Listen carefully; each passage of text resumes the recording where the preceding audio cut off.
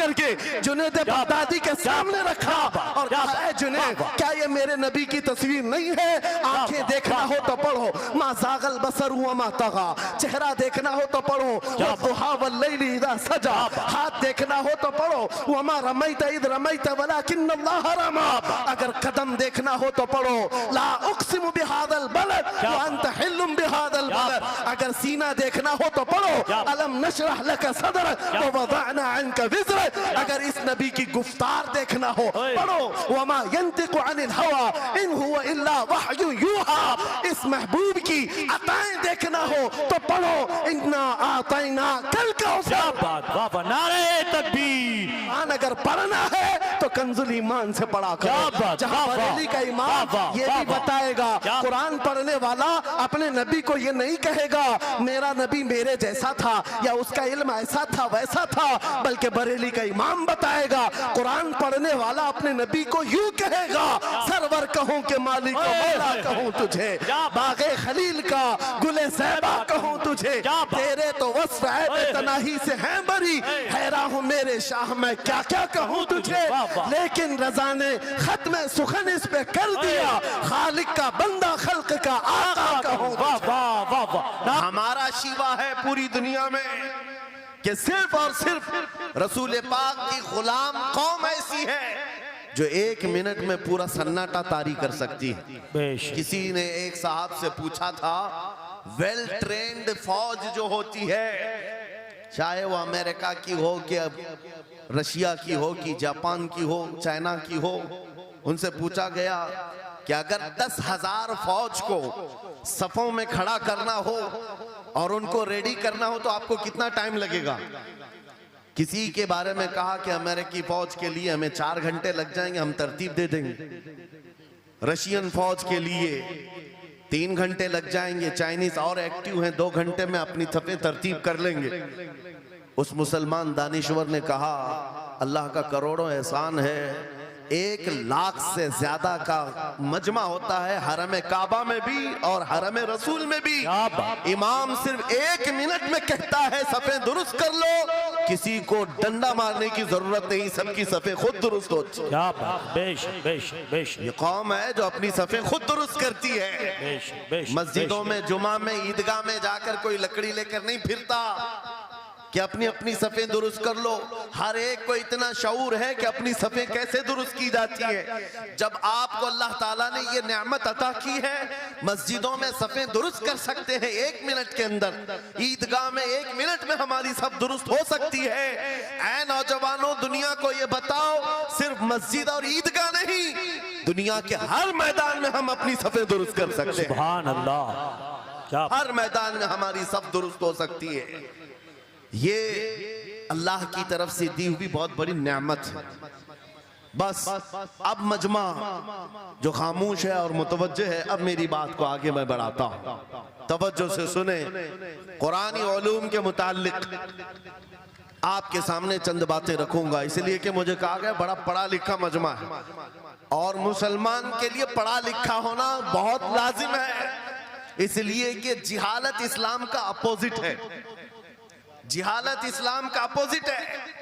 आपको एक बात मैं बताऊं, जब भी कहा जाता है दौरे इस्लाम, यानी हुजूर सल्लल्लाहु अलैहि वसल्लम की आमद के बाद के हालात को दौरे इस्लाम कहते हैं, उससे पहले वाले जमाने को दौरे जिहालत कहते हैं। जबकि इस्लाम का अपोजिट तो कुफ्र होना चाहिए, कुफ्र होना चाहिए। ये दौरे इस्लाम है और इससे पहले दौरे कुफ्र था। नहीं, दौरे इस्लाम से पहले वाले दौर को दौरे जिहालत कहते हैं, इसलिए कि बताना है इस्लाम और जिहालत दो अपोजिट चीजें हैं, दो अपोजिट चीजें हैं। जाहिल हो और मुसलमान हो उसे ज़ेब नहीं देता। जिस कौम पर आने वाली किताब हिदायत का पहला लफ्ज इक़रा से शुरू होता है, इक़रा बिस्मि रब्बिकल्लज़ी खलक़, कुरान का पहला लफ्ज जो आया है वो किस नाम से आया? पढ़ो अपने रब के नाम से, पढ़ो अपने रब के नाम से। और इल्म नहीं है तो कुछ नहीं है तुम्हारे पास। इमाम गजाली तो फरमाते अन्नासु कुल्लुहुम मौता इल्लल उलमा, ये सारे इंसान मुर्दा हैं, जिंदा अगर कोई है तो इल्म वाला है, इल्म वाला जिंदा है। और जिहालत की तारीकियों में भटकने वाले की मिसाल ऐसी ही है जैसे अंधेरी कोठरी में बैठा हुआ है, कहीं रोशनी का आने का इंतजाम नहीं, उसके सामने हलवा रखो कि गोबर रखो, दोनों बराबर है। जाहिल आदमी के लिए ऐसा ही है, कभी उसका हाथ इसमें पड़ेगा, कभी उसका हाथ इसमें पड़ेगा। जब नजर नहीं आ रहा है तो हलवा को गोबर समझकर खा लेगा और कभी गोबर को हलवा समझ के खा लेगा, गलाजत उसके लिए बराबर हो जाएगी। लेकिन इल्म को कहा गया अल इल्मु नूरुन, इल्म रोशनी है। जिसके पास इल्म आता है वो तमीज सीख जाता है, उसके पास अखलाक आ जाते हैं, वो हलाल और हराम के फर्क को समझने लगता है, बुरे और अच्छे के दरमियान फर्क मालूम होने लगता है। इसीलिए मेरे अजीजों, मुझे बड़ा गर्व है और फख्र है, हमारी खानकाह से ये आवाज आती है, आधी रोटी खाएंगे और बच्चों को पढ़ाएंगे। बेशक, क्यों? बेशक। उस अजीम खानकाह से ये आवाज दी गई, क्यों? सिर्फ इसलिए नहीं कि तुम बड़े होकर के डॉक्टर बनोगे, इंजीनियर बनोगे। लोगों की नजर में अब बात यही रह गई है, पढ़ा इसलिए जाता है कि डॉक्टर बनना, इंजीनियर बनना है और कमाना है, बहुत कमाना है। इल्म जो है आज कमर्शियल बना लिया गया। इल्म इसलिए नहीं, इल्म इसलिए हासिल किया जाता है कि बंदा खुदा को पहचाने, क्या बात, बेशक, बंदा अपनी हकीकत को पहचाने, बेशक। जिंदगी गुजारने के उस्लूब उसे मालूम हो जाए। इल्म इसलिए सिखाया जाता है। बहुत सारे लोग सिर्फ नौकरी के लिए समझते हैं कि इल्म हासिल करना चाहिए, नौकरी के लिए नहीं, अपने अखलाक को बुलंद करने के लिए इल्म आना बहुत जरूरी है। मेरे अजीजों, कुरान अज़ीम वो हिदायत की किताब तुम्हारे पास आई, इस कौम के लिए अलमिया नहीं है तो और क्या है, जो किताब उलूम का जखीरा है। आज दुनिया उस किताब पर रिसर्च कर करके नए इल्म और फनून हासिल कर रही है। उस किताब को तो हम मुर्दों पर पढ़ने के लिए रखे हैं। वो कुरान अज़ीम जो हिदायत की किताब और सारे उलूम का सर चश्मा है, उस किताब को कहां पढ़ते हैं? मैयतों पर। किसी का इंतकाल हो गया तो तीजे में पढ़ेंगे, चहलुम में पढ़ेंगे, नवे में, 20वें में पढ़ेंगे। वो ईसाले सवाब के लिए सिर्फ रखा गया। और उससे थोड़ा आगे बढ़ गए तो कसम खाने के लिए कुरान। आओ चलो हम कसम खाते कुरान पे हाथ रख करके, कुरान पे हाथ रख के। मियाँ क्या कुरान कसम खाने की किताब है? कुरान की वो आयत मैंने सबसे पहले पढ़ी, अल्लाह फरमाता ज़ालिकल किताबु ला रैब फीही, ये वो किताब है जिसमें शक की गुंजाइश नहीं, और ये हिदायत है परहेजगारों के लिए। और कुरान में 3 जगह ये लफ्ज आया है, हुदल लिन्नास, हुदल लिलमुमिनीन, हुदल लिलमुत्तकीन। ये सारे इंसानों के लिए भी हिदायत है, ये सारे ईमान वालों के लिए भी हिदायत है, और परहेजगारों के लिए भी हिदायत है। सब हिदायत अलग अलग अंदाज से हासिल करते हैं।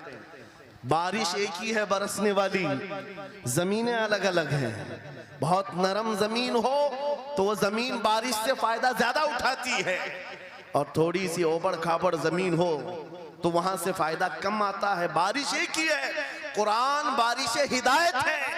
जिसके दिल की जमीन जितनी नरम होगी उतना वो उससे हिदायत उठाएगा। सुभान अल्लाह, बेशक, वाह, उतना उससे फायदा उठाएगा। और आज हालात ये हैं, ऐ नौजवानों, अपने दिल पर हाथ रख करके बताओ, कुरान कितने लोगों ने पढ़ा है? कुरान कितने लोगों ने पढ़ा? मैं हाथ नहीं उठवाता, किसी भी बात पर हाथ मत उठाया करो। ना ही झूठे हाथ उठाना है, ना सच्चे हाथ उठाना है, ना ही किसी और को शर्मिंदा करना है। अपने दिल पे हाथ रख करके बताओ कुरान कितनी मर्तबा पढ़ लिया। क्योंकि कुरान पाक, बहुत सारे लोग ये समझते हैं मदरसे में बचपन में एक बार पढ़ लिया तो उसका हदिया हो गया, खत्म हो गया है, अब इसके बाद फिर हमारी मैयत पे ही पढ़ा जाएगा। इसीलिए तो कुरान के उलूम से नावाकिफ हो गए।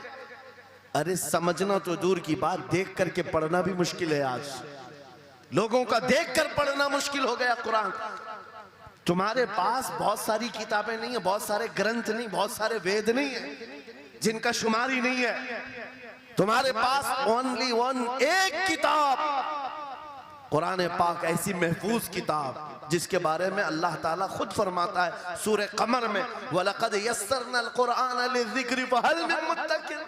हमने कुरान को याद करने के लिए आसान बनाया है कोई याद करने वाला? 4 बार ये आयत अल्लाह ताला फरमाता है कोई याद करने वाला? अल्लाह जब फरमा रहा है कुरान आसान है तो कौन कहता है ये मुश्किल है? हमने खुद अपने हाथों तबाही को दावत दी है। दर्स कुरान को अगर हमने न भुलाया होता, ये जमाने ने जमाना न दिखाया होता, वो जमाने में मुअज़्ज़ज़ थे मुसलमान होकर, आज हम खार हुए हैं तारीके कुरान होकर। आज हम छोड़े बैठे हुए हैं।